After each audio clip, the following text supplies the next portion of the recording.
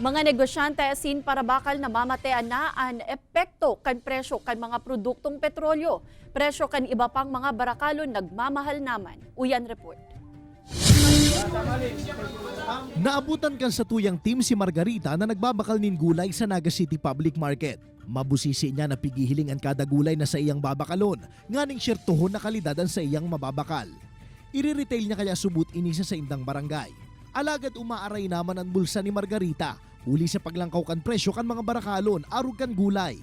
Sana po bumaba naman kasi marami nagreklamong mga bumibili, taas daw. O yung mga bumibili, hindi nila alam mahal din dito ang bili ko eh. Kaya ang parabakal man na si Ruben, dumidiskarte na sana sa iyang pamamalengke para makatipid. Ay sobra, grabe na talaga. So anong ginagawa mo sir pag mataas yung bilihin? Magtawad-tawad lang sa mga tindera.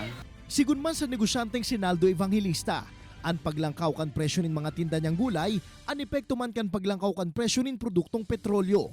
Kung dati kaya nagastos siya nin 15,000 pesos para sa tracking kan gulay na pigaangkat niya haling ibang lugar, ngunyan, umaabot na ininin 22,000 pesos.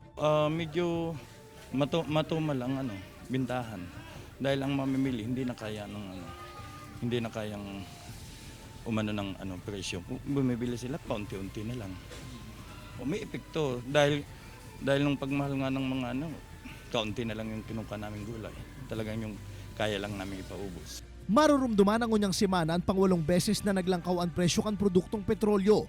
Huli naman sa paghiro kan presyo kay ni sa pangkinabang merkado.